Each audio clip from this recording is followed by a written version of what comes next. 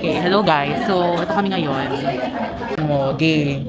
Nasaan yung sayo? Pants. Saya. So, may kasalanan yun. Ulo ako do. Nire-reveal mo po. Dapat nga sa video mo sa ano yung masipag na tayo mag-ano. Hindi talaga. Ipa-vlog din natin. Ay, meron pala kaming may content na kami guys. So for our content for today, ang gagawin namin kasi last week, nagkaroon kami ng prelim exam. So ito na nga, magre-record na nga. Okay. Recording na, prelim exam.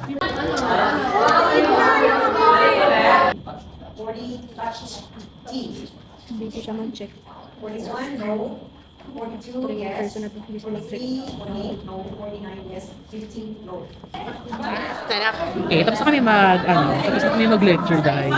Kasalanan ba? Di ba? Inaaway nila. Inaaway nila ako guys. Sabi, Bob is on the phone. Bob is on the phone. Bob is on the phone. Bob is on the phone. Bob is on the phone. Onomatopoeia. Ono. Onomatopoeia.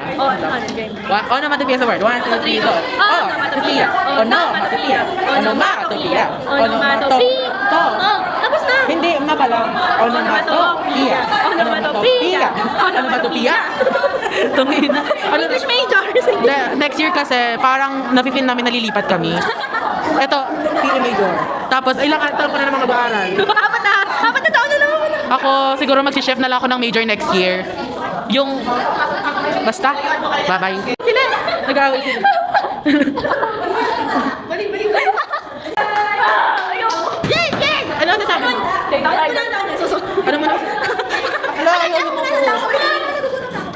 Ano masasabi mo? It's your birthday. Tapos puro kamalasan nangyayari sa atin. Wala. Hindi na tayo ma-acting ha. Tapos na yung pag-acting. Ano masasabi mo? Nakatakot yun.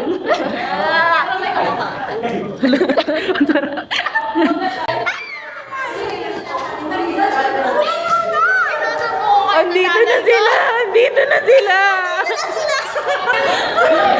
Okay, so anong masasabi mo muna? Interview mo na kita. Anong masasabi mo? Anong masasabi mo?